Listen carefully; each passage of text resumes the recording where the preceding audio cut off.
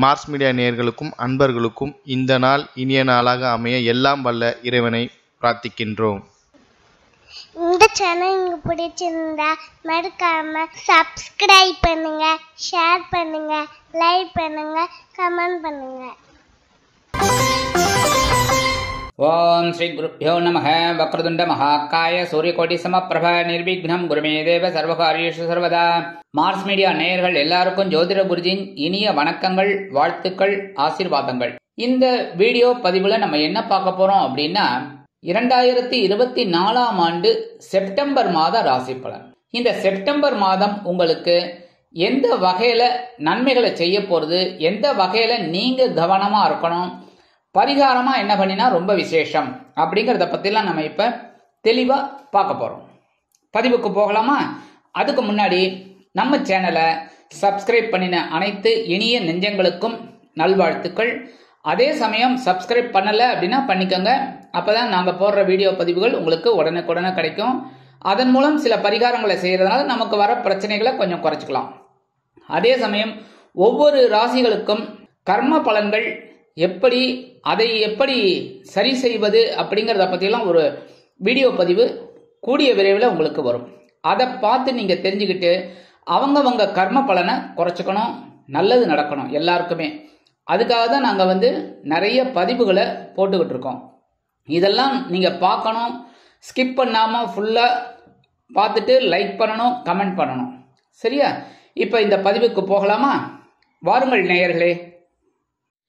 எனது அருமை கன்னிராசி அன்பர்களே, இந்த பதிவில் நம்ம என்ன பார்க்க போறோம் அப்படின்னா 2024 ஆண்டு செப்டம்பர் மாத ராசி பலன். இந்த செப்டம்பர் மாதம் உங்களுக்கு எப்படிப்பட்ட மாதம், எந்தெந்த கிரகங்கள் அற்புதமா நன்மை செய்ய போறது, எந்தெந்த கிரகங்கள் மூலமா நீங்க கவனமா இருக்கணும், பரிகாரமா என்ன பண்ணினா ரொம்ப விசேஷம் அப்படிங்கறத பத்தி நம்ம இப்ப பார்க்க போறோம். இந்த கன்னிராசி அப்படின்னாலே உத்திரம் 2, 3, 4 ஆகிய பாதங்கள், ஹஸ்தம் மற்றும் சித்திரை 1, 2 ஆகிய பாதங்கள், இது அடங்கியதுதான் கன்னிராசி. இந்த கன்னிராசி அன்பர்கள் அப்படின்னாலே அற்புதமா ஒரு வேலை செய்யக்கூடிய அவர்கள், எல்லா வேலையிலும் இழுத்து போட்டு செய்யணும்னு ஒரு எண்ணம் அவங்களுக்கு உண்டு. இதுல உத்திரம் 2, 3, 4 ஆகிய பாதங்களுக்கு ராசிநாதன், அதாவது நட்சத்திர அதிபதி சூரிய பகவான், ஹஸ்தம் நட்சத்திரத்துக்கு அதிபதி சந்திர பகவான், சித்திரை 1, 2 ஆகிய நட்சத்திரங்களுக்கு அதிபதி, சித்திரை 1, 2 ஆகிய நட்சத்திரத்திற்கு அதிபதி செவ்வாய். உங்களோட ராசிநாதன் பார்த்தீங்கன்னா புதன். நீங்க வணங்க வேண்டிய தெய்வம் பெருமாள். இந்த வகையில இந்த கன்னிராசி அன்பர்களுக்கு 2024 ஆண்டு செப்டம்பர் மாத கிரகநிலைகளை ஆராய்ந்து பார்க்கும் பொழுது உங்களது ராசிநாதனும் ஜீவனாதிபதியுமான புத பகவான் விரயஸ்தானத்தில் இருக்கார். சூப்பர். விரயம் அப்படின்னா அது ராசிநாதன் விரயஸ்தானத்துல இருந்தா அவரே தான் ஜீவனாதிபதி. அவரே விரயத்துல இருந்தா என்ன நடக்கும்?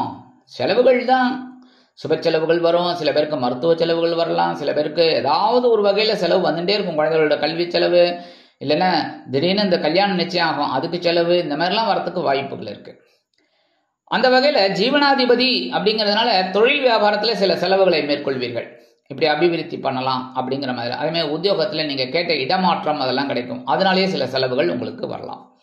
19/9/2024 முதல் ஜென்மஸ்தானத்துக்கு வரார் உங்க ராசிநாதன். இந்த ஜென்மஸ்தானம் அப்படிங்கும்போது ஆட்சி, உச்சம், மூலத்திரிகோணம், இந்த 3 சேர்ந்து அமைஞ்சது உங்க கன்னிராசி. இந்த புத பகவான் அவருக்கு மட்டும்தான் அந்த ஒரு பெரிய பாக்கியம். ஏன்னா புதன் அறிவு அப்படிங்கிறதுனால அந்த இடம் தான். மற்ற கிரகங்களுக்கு பார்த்தீங்கன்னா ஆட்சி ஒரு இடத்துல இருக்கும், உச்சம் ஒரு இடத்துல இருக்கும், மூலத்திரிகோணம் ஒரு இடத்துல இருக்கும். ஆனால் இந்த புதனுக்கு தான் இந்த மாதிரி. அதனாலேயே இந்த ஜென்மஸ்தானத்துக்கு வந்தோடனே உங்களுக்கு எல்லா வகையிலையும் இருந்து வந்த குழப்பங்கள் குறையும், அறிவுத்திறன் விருத்தியாகும். கல்வி பயிலும் மாணவ மாணவிகள் கல்வியில் அற்புதமான ஒரு முன்னேற்றத்தை காண்பார்கள். எடுக்கிற காரியங்கள்ல ஒரு தெளிவு கிடைக்கும். உத்தியோகத்துல ரொம்ப அற்புதமா வேலை செய்வேன். அதேமாதிரி தொழில் வியாபாரம் ரொம்ப நல்லபடியா இருக்கும். எடுக்கிற காரியங்கள்லாம் அற்புதமா உங்களுக்கு நிறைவேறும். அடுத்தபடியா விரையாதிபதி சூரிய பகவான் விரயஸ்தானத்தில் இருக்கார். போருமா? ஏற்கனவே புதன், இப்ப சூரியன். அப்புறம் செலவுக்கு பஞ்சம் இருக்கும். நீங்க ஒரு செலவை முடிச்சுட்டு வந்தீங்கனாலே அடுத்த செலவு கதவு தட்டும். சரி, கதவை திறந்து வச்சிங்கன்னா ஒன்று ஒன்றா நின்று உங்கள்கிட்ட டான்ஸ் ஆடிட்டு இருக்கும். அந்த அளவுக்கு செலவுகள் இருக்கும். ஆனால் அதெல்லாம் ஆன்மீக விஷயங்களில் உங்களுக்கு அந்த இதை கொண்டு வந்தீங்க அப்படின்னா உங்கள் மைண்டை ஒரு சுப செலவுகளாக உங்களுக்கு கிடைக்கும். அதேமாதிரி சில பேருக்கு சொத்து சேர்க்கை கூட அமையும். அதாவது வீடு, மனை, வாகனம் இதெல்லாம் வாங்கக்கூடிய ஒரு யோகமும் உண்டாகும். இந்த வீடை வேற மாதிரி நம்ம இது பண்ணிட்டு டெமாலிஷ் பண்ணிட்டு வேற மாதிரி கட்டலாம். இல்லை வாகனம் இந்த வாகனம் கொஞ்சம் கரபுருங்குது, அதை விட்டுட்டு வேற நல்ல வாகனம் வாங்கலாம், இந்த மாதிரிலாம் அமையும். 19/9/2024 முதல் இந்த விரையாதிபதி சூரிய பகவான் எங்கே வரப்போறான்னு பார்த்தீங்கன்னா ஜென்மராசிக்கு வரப்போறார். ஜென்மராசிங்கும்போது கொஞ்சம் முன்கோபம் அதிகமாகும், எடுக்கிற காரியங்கள் கொஞ்சம் இழுபறியாகலாம், மனசை தெளிவாக வச்சுக்கணும். ஏன்னா ஜென்மம் அப்படிங்கும்போது நேர தலையில தான் வந்து உட்காருவார் சூடாக, அதனால் உஷ்ணம் அதிகமாகும். அதனால உஷ்ணமடையாமல் பார்த்துக்கணும் உடம்ப, சரியா? அதேமாரி பேசுகிற வார்த்தையிலையும் கவனமாக இருக்கணும், எடுக்கிற காரியங்கள்லையும் கவனமாக இருக்கணும், உத்தியோகத்தில், தொழில் வியாபாரத்தில் எல்லாத்துலேயுமே. 2/9 கூடிய அதிபதி சுக்கிர பகவான் ஜென்மஸ்தானத்தில் நீச்சம். ஏன்னா உங்களோட ராசிநாதன் உச்சம்ங்கும் போது சுக்கிர பகவான் நீச்சம், அதனால தனவரவு அப்படி இப்படி இருக்கும், நீங்கள் எதிர்பார்த்தபடி இருக்காது. அதேமாதிரி தந்தை வழி உறவினர்கள் மூலமாக சில குழப்பங்கள் இருக்கலாம், சில நன்மைகளும் இருக்கும். சில நேரங்களில் எடுக்கிற காரியங்கள் இழுபறி ஆகலாம். உத்தியோகத்தில் கவனமாக இருக்கணும், தொழில் வியாபாரத்திலையும் கவனமாக இருக்கணும். ஆனாலும் 19/9/2024 முதல் இந்த தனவாக்கு குடும்பஸ்தானத்தில் ஆட்சி அமைச்சு சஞ்சாரம் பண்ண போறார் சுக்கிர பகவான். தனவாக்கு குடும்பஸ்தானாதிபதி, பாக்கியாதிபதி, 2/9 கூடையவர். அற்புதம். ஏன்னா இதுவரைக்கும் நீச்சம். 19 அப்படியே அடுத்த ராசிக்கு வந்தோடனே ஆட்சி பலம். ஆட்சி பலம்னாலே பலம் தாங்க, பெரிய பலம். கரெக்டா? மெஜாரிட்டி, சாதாரணமாக இல்லை, மெஜாரிட்டி, ஃபுல் மெஜாரிட்டியோடு இருக்கார். அப்போ நீங்கள் எடுக்கிற காரியங்கள்லாம் அற்புதமாக நிறைவேறும், வருமானம் வரும். ஏன்னா உங்களோட 2ஆம் வீட்டு அதிபதியே அவர் தான், அதனாலே உங்களுக்கு வருமானம் வரும், எடுக்கிற காரியங்கள் அற்புதமாக நிறைவேறும். ஏன்னா 2ஆம் வீட்டு அதிபதி 2ஆம் இடத்திலேயே ஆட்சி அமைச்சு அற்புதமாக சஞ்சாரம் பண்ணுறதுனால கண்டிப்பாக ஒரு பெரிய நன்மை உங்களுக்கு இருக்குது. அதேமாரி எப்போவோ யாருக்கோ நீங்கள் கொடுத்த கடன் இப்போ திரும்பி வரும், அது பெரிய பாக்கியம். 7ஆம் பார்வையாக அஷ்டமராசியை பார்க்குறாரு இந்த சுக்கிர பகவான். அஷ்டமராசியை பார்த்தாலே உடல் ஆரோக்கியம் தெளிவாக இருக்கும், அது போகும். அதேமாரி இந்த வம்பு வழக்குகள் இதெல்லாம் கொஞ்சம் குறையறதுக்கு வாய்ப்புகள் இருக்குது. அடுத்தபடியாக 3/8 கூடிய அதிபதி செவ்வாய் எங்கே இருக்காருன்னு பார்த்தீங்கன்னா அற்புதமாக ஜீவனஸ்தானத்தில் திக்பலத்தோடு இருக்கார். அற்புதம்.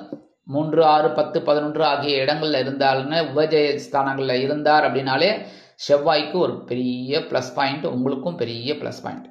இந்த நேரத்தில் உடன்பிறப்புகள் அனுகூலமாக இருப்பாங்க. அரசியல்வாதிகள்லாம் கண்டிப்பாக பெரிய ஒரு போஸ்ட்டுக்கு வருவாங்க. இது வரைக்கும் அவங்க சாதாரணமாக இருந்திருப்பாங்க, இப்போ ஒரு பெரிய நன்மை அவங்களுக்கு கிடைக்கும். அடுத்தபடியாக வம்பு வழக்குகள் குறையும். தொழில் வியாபாரத்தில் அதிரடியான நுட்பமான திட்டங்களை புகுத்தி வெற்றி காண்பீர்கள். அதேமாதிரி உத்தியோகத்திலையும் அப்படிதான், எடுக்கிற காரியங்கள்லாம் ரொம்ப கவனமாக இருப்பீங்க, ரொம்ப அற்புதமாக வேலை செய்வீங்க, ஸ்கெட்ச் போட்டு வேலை செய்வீங்க, அதுவே பெரிய பாக்கியம். உங்களுக்கு நன்மைகள் கண்டிப்பாக மேலதிகாரிகள் மூலமாக கிடைக்கும். சீருடை பணியாளர்களாகிய காவல், இராணுவம், தீயணைப்புத்துறை, மருத்துவத்துறையில் வேலை பார்க்கும் நண்பர்களுக்கு எதிர்பார்க்கும் இடமாற்றம், பதவி மாற்றம், பதவி உயர்வு, சம்பள உயர்வு மிக அருமையாக மிக அருமையாக வந்து சேரும். அடுத்தபடியாக 4/7 கூடிய அதிபதி குரு எங்கே இருக்கார்? பாக்கியஸ்தானத்தில் இருக்கார். 9ஆம் இடத்து குரு அற்புதம். ஏன்னா இவர் தான் உங்களுக்கு சுகாதிபதி, களத்திராதிபதி. சாதாரணமாக கன்னிராசி என்பவர்களுக்கு திருமணம் ஆனதுக்கு அப்புறம் தான் ஒரு பெரிய ஒரு முன்னேற்றமே கிடைக்கும். சாதாரணமாகவே ஒரு சொத்து வாங்கணும் அப்படி இப்படினாலே கல்யாணம் ஆனதுக்கு அப்புறம் தான், இந்த வாழ்க்கை துணைன்னு வந்ததுக்கு அப்புறம் தான் ஒரு பெரிய நன்மையே கிடைக்கும். இப்போ கொஞ்சம் இழுபறியாக இருக்குது உங்களுக்கு சொத்து வாங்கிறதுல, கரெக்டாக பிரச்சனைகள் இருக்குது, சில வில்லங்கங்கள் இருக்குது. அப்படிங்கிற மாதிரிலாம் இருந்தால் உங்களோட ஜனனகால ஜாதகத்தில் பார்க்கணும். ஏன்னா தசாநாதன் எல்லாமே கரெக்டாக இருக்கான்னு பார்க்கணும், தசாபுக்தியெல்லாம் கரெக்டாக இருக்கா அப்படின்னு பார்த்துக்கிட்டா ரொம்ப நல்லது. இந்த 4/7 கூடிய அதிபதி குரு 9ஆம் இடத்துல இருக்கிறதுனால தந்தையார், தந்தை வழி உறவினர்கள் ஆதரவாக இருப்பாங்க. அதேமாரி மூத்த உடன் பிறப்புகள்லாம் ரொம்ப அனுகூலமாக இருப்பாங்க, அதெல்லாம் உங்களுக்கு பெரிய ப்ளஸ் பாயிண்ட். இந்த குருவோட பார்வைன்னு பார்த்தீங்கன்னா ஜென்மராசியில் விழுது. அற்புதம். மனசில் ஒரு சந்தோஷம் இருக்கும், எடுக்கிற காரியங்களில் தெளிவாக இருக்கும். அடுத்தபடியாக 7ஆம் பார்வை உங்களோட 3ஆம் இடத்தை பார்க்குறாரு. சகாயஸ்தானம் புனிதமாகிறது, அதனாலே முயற்சிகள் பலிதமாகும், உடன்பிறப்புகள் அனுகூலமாக இருப்பார்கள், அரசியல்வாதிகளுக்கு முன்னேற்றம். அடுத்தபடியாக 9ஆம் பார்வை உங்களோட 5ஆம் இடத்தை பார்க்கறதுனால குழந்தைகளின் மூலம் இருந்து வந்த குழப்பங்கள் குறையும், குழந்தைகள் மூலம் சந்தோஷம் அதிகரிக்கும், ஆன்மீக விஷயங்களில் நாட்டம் கொள்வீர்கள், ஆன்மீக பயணங்களை மேற்கொள்வீர்கள், குலதெய்வ பிரார்த்தனைகளை அருமையாக நிகழ்த்தி மகிழ்வீர்கள். அடுத்தபடியாக 5, 6 கூடிய அதிபதி சனீஸ்வர பகவான் பகைருண ரோகஸ்தானமாகிய 6ஆம் இடத்துல வக்ரகதியில் இருக்கார். 6ஆம் இடத்து அதிபதி 6ஆம் இடத்திலே வக்ரகதியில் இருக்கார். உத்தியோகத்தில் கவனமாக இருக்கணும், அதேமாதிரி கொடுக்கல் வாங்கல ரொம்ப கவனமாக இருக்கணும். அடுத்தபடியாக தொழில் வியாபாரத்தில் கவனமாக இருக்கணும். ஏன்னா இதெல்லாம் ஜீவனத்துக்கு உண்டான ஒரு பெரிய விஷயம், அந்த விஷயத்துலலாம் கவனமாக இருக்கணும். அடுத்தபடியாக உடல் ஆரோக்கியத்தில் கவனமாக இருக்கணும். அதேமாதிரி குழந்தைகள் விஷயத்துலையும் கொஞ்சம் கவனமாக அவங்கள உங்களோட மேற்பார்வையிலே வச்சுக்கிறது நல்லது. இந்த நேரத்தில் எல்லா விஷயத்துலையும் நீங்கள் கவனமாக இருந்தாலே ரொம்ப விசேஷம். அடுத்தபடியாக சாயா கிரகங்களான ராகு பகவான் உங்களோட களத்திர ஸ்தானமாக 7ஆம் இடத்துல இருக்கார். கேது பகவான் உங்கள் ஜென்மராசியில் இருக்கார். குருவோட பார்வையை வாங்கிட்டு இருக்கார். இருந்தாலும் 1, 7 அப்படிங்கிற இடத்துல என்னென்னா குழப்பங்கள் குடும்பத்தில் இருக்கும். ஏதாவது ஒரு வகையில் குடும்ப உறுப்பினர்கள், குழந்தைகள், அக்கம் பக்கம் யாராவது இல்லைன்னா வாழ்க்கை துணை, இந்த மாதிரி ஏதாவது ஒன்று குழப்பம் இருந்துகிட்டே இருக்கும். மாறி மாறி மாறி மாறி வந்துட்டு இருக்கும். ஒன்று போயிடுச்சு அப்படிங்கும்போது இன்னொன்று வரும். இப்படி இருக்கும். இதெல்லாம் கொஞ்சம் கவனமாக ஹேண்டில் பண்ணிங்கன்னா ரொம்ப விசேஷம். அதுக்கு தான் ஆன்மீக விஷயங்களில் உங்களோட மைண்டை டைவர்ட் பண்ணிங்க அப்படின்னாலே இதுக்கெல்லாம் ஒரு தெளிவு கிடைக்கும், ஒரு தீர்வு கிடைக்கும் என்னென்னு. சரியா? அதேமாரி வெளியூர்லன்னு வெளிநாடு போய் படிக்கணும் இல்லை உத்தியோகம் பார்க்கணும்னு நினைக்கிற குழந்தைகள்லாம் விநாயகப் பெருமானையும் துர்க்கை அம்மனையும் வழிபாடு பண்ணிட்டு தாராளமாக முயற்சிகளை மேற்கொள்ளுங்க. கண்டிப்பாக நன்மைகள் நடக்கும். இந்த நேரத்தில் களத்திரத்தில் ராகு இருக்கிறதுனால பிரம்மாண்டமாக யோசிப்பீங்க. அந்த மாதிரி யோசனையெல்லாம் கொஞ்சம் அப்படியே ஓரம் கட்டிட்டு கவனமாக எல்லா விஷயத்துலையும் இருக்கிறது ரொம்ப ரொம்ப நல்லது. இதுக்கு பரிகாரமாக என்ன பண்ணினா ரொம்ப விசேஷம் அப்படின்னா கண்டிப்பாக ஆஸ் யூஷுவல் நான் சொல்கிறது தான் புற்றுக்கோயில். புற்றுக்கோயில் போயிட்டு அம்பாள் தரிசனம் பண்ணுறது ரொம்ப விசேஷம். நாக வழிபாடு பண்ணுறது ரொம்ப விசேஷம். எப்படி அப்படின்னா செவ்வாய்க்கிழமை, வெள்ளிக்கிழமை, ஞாயிற்றுக்கிழமை 3 நாளும் போகிறது ரொம்ப ரொம்ப விசேஷம். முடியலையா ஒரு நாள் போயிட்டு வாங்க. சரியா? ஏதாவது ஒரு நாள் நீங்கள் வச்சுக்கலாம். எந்த ஒரு நாளும், அதாவது செவ்வாய்க்கிழமை வச்சுட்டா செவ்வாய்க்கிழமை தான் போகணுங்கிறதெல்லாம் கிடையாது. இந்த வாரம் செவ்வாய்க்கிழமை வச்சுட்டீங்க, அடுத்த வாரம் செவ்வாய்க்கிழமை முடியல, வெள்ளிக்கிழமை முடியறது போயிட்டு வாங்க. இல்லை வெள்ளிக்கிழமை முடியல, ஞாயிற்றுக்கிழமை போயிட்டு வாங்க. கண்டிப்பாக இந்த மாதிரி ஒரு நாள் போயிட்டு அம்பாள் தரிசனமும் இந்த நாக வழிபாடு பண்ணிட்டு வந்தீங்கனாலே உங்களுக்கு சில நன்மைகள். இந்த மனசில் இருக்கிற சங்கடங்கள் இருக்குல்ல, இந்த பிரச்சனைகள், அதாவது எதையுமே நம்ம வெளிப்படையாக சொல்ல முடியாத ஒரு சில சிச்சுவேஷன் எல்லாருக்குமே இருக்கும். நாட் ஃபார் யூ மீ, எல்லாருக்குமே இருக்கும். நம்ம வெளியில் சில விஷயங்களை பப்ளிக்காக சொல்ல முடியாது. அதெல்லாம் மனசுக்குள்ளேயே போட்டு குறைஞ்சிட்டே இருப்போம். அது நம்ம அப்படியே குறைஞ்சிக்கிட்டே இருப்போம். நம்மளுக்கும் என்ன பண்ணுறதுன்னு தெரியாது. அதுக்கெல்லாம் உங்களுக்கு ஒரு வழி கிடைக்கும், ஒரு தீர்வு கிடைக்கும், ஒரு பிரச்சனைக்கு ஒரு முற்றுப்புள்ளி கிடைக்கும். இதெல்லாம் நீங்கள் அந்த கோயிலுக்கு போனால் தான், போயிட்டு அம்பாள் தரிசனம் பண்ணுங்க. அம்பாள் கண்டிப்பாக உங்களுக்கு அனுகிரகம் பண்ணுவாள். சரி, அடுத்தபடியாக என்ன பண்ணணும் அப்படின்னா சூரிய வழிபாடு. ஏன்னா இந்த சூரிய பகவான் விரயஸ்தானத்தில் இருக்கார். அதுக்கப்புறம் 17ஆம் தேதியிலேருந்து 17ஆம் தேதியிலேருந்து உங்கள் ஜென்மராசிக்கு வந்துடுறார். அப்போ என்ன ஆகும்? கொஞ்சம் குழப்பம் இருக்கும். அந்த குழப்பம்லாம் குறையணும்னா சூரிய வழிபாடு பண்ணுறது ரொம்ப ரொம்ப விசேஷம். அதனால தினந்தோறும் சூரிய வழிபாடு பண்ணுங்கோ. அதேமாரி சூரியனுக்கு 2 நமஸ்காரம் பண்ணுங்கோ. 2 ஆத்ம பிரதர்ஷனம், அதாவது உங்களை நீங்களே சுத்திக்கோங்க. 2 ஆத்ம பிரதர்ஷனம் பண்ணுங்கோ. பண்ணிட்டு ஓம் நமோ சூர்யாய நமக, ஓம் நமோ சூர்யாய நமக 11 தடவை தினம்தோறும் சொல்கிறது ரொம்ப நல்லது. ஸ்நானம் பண்ணிவிட்டு இந்த சூரிய பகவானை நேரம் பார்த்து கிழக்கு நோக்கி நின்றுட்டு 2 ஆத்ம பிரதர்ஷனம் பண்ணிவிட்டு ஓம் நமோ சூர்யாய நமக அப்படின்னு ஒரு 11 தடவை சொல்லிவிட்டு நீங்கள் உங்கள் வேலைகளெல்லாம் ஒன்று டெய்லி பண்ணுறது ஆஸ் ரொட்டீன் ஒர்க் அப்படியே பண்ணிட்டு இருக்கோம். கண்டிப்பாக ஒரு சக்ஸஸ்ஃபுல்லான ஒரு இது கிடைக்கும். ஆக இந்த சிறு பரிகாரங்களின் மூலம் 2024ஆம் ஆண்டு செப்டம்பர் மாதம் அற்புதமான ஏற்றம் தரும், மாற்றம் தரும், அற்புதமான ஒரு நன்மைகளை அள்ளித்தரும் மாதமாக அமையும் என்று கூறி விடைபெறுகிறேன். நன்றி, வணக்கம். மீண்டும் ஒரு அருமையான பதிவில் நான் உங்களை மனமகிழ்ச்சியோடு சந்திக்கிறேன். வாழ்த்துக்கள். வாழ்க வளமுடன். இந்த சேனல் உங்களுக்கு பிடிச்சிருந்தா மறக்காம சப்ஸ்கிரைப் பண்ணுங்க, லைக் பண்ணுங்க, ஷேர் பண்ணுங்க.